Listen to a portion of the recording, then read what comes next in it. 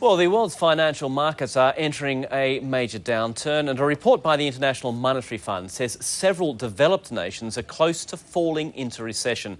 Just a few months after it upgraded its global forecast, the IMF is now lowering expectations for the global economy.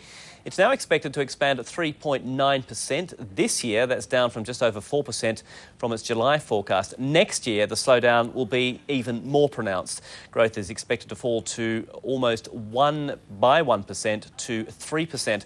And that would be the weakest level of growth since 2002, bringing it near the threshold of what the IMF considers is a global recession. So the future of the global economy is looking pretty bleak at the moment. The world's major economies have tried bailouts, they've tried interest rate cuts. What else do they have in their arsenal that might improve the current situation? Well, for some insight on that, we're now joined by Edgar Chuan. He's Managing Director and Partner of Descartes Investment Management here in Hong Kong. Ed, good to have you back on the show.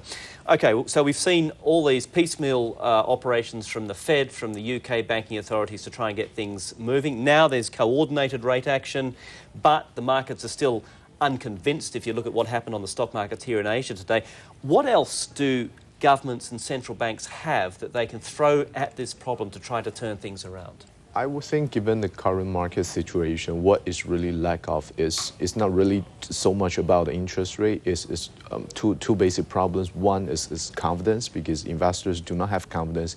And do we still have a lot of money at the sideline? Yes, a lot of investors who have cash out, earlier this year or probably last year, they are still waiting at the sideline to try to do some bottom fishing. But yet, this is too early for them to come in. And the second thing is that I think we need a government to come out to first of all, guarantee the liquidity. Second of all, to really set a price for those complicated, I would say, or exotic stuff that basically they need to provide a floor. So people will know where the bottom price is. So how do they do that? So they have to offer prices for this toxic assets you're talking about. They have to buy them all. Yes, they will basically have to buy them over and house them, because this is the best way to do it. It's just like previously. So it really comes back to the Fed has to do this? I would say most of the central bank in the world, because for people who are still have a huge reserve like Japan, China, Russia, or probably Middle East, if they can come in and join the effort with the Fed. Okay, so you're talking about perhaps a global fund where everybody, where the countries like Japan and China with huge amounts of foreign reserves can actually use some of those to buy the toxic assets of US banks? Yes, or maybe they can do a very wild idea. Perhaps they can do something, set up another IMF fund, to take care of this kind of thing. That would definitely, again, but then. But it's pretty tough, isn't it? I mean, there's no silver bullet here. That is going to have a moral hazard, So a lot of people are talking about that. But then, so lower interest rates won't work? Lower interest rate, I don't think that is going to work, because for a lot of people who are still suffering, lowering interest rate is not going to provide you the confidence. Take, for example, if you were to buy, to spend the money or to buy or to sell a house, but you don't know where the bottom price is, do you think you will have the guts to enter into the market now? No. So where do you see this going? Firstly, in the markets, and secondly, in the economies?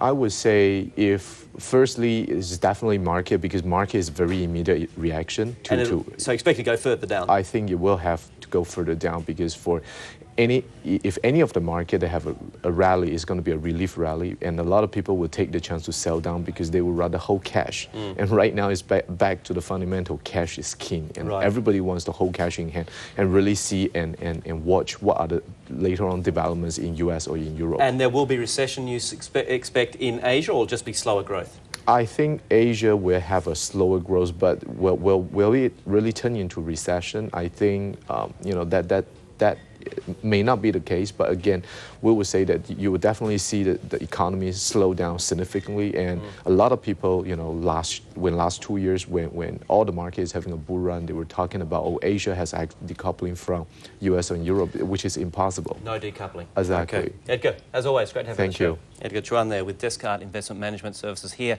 in Hong Kong. Adrian.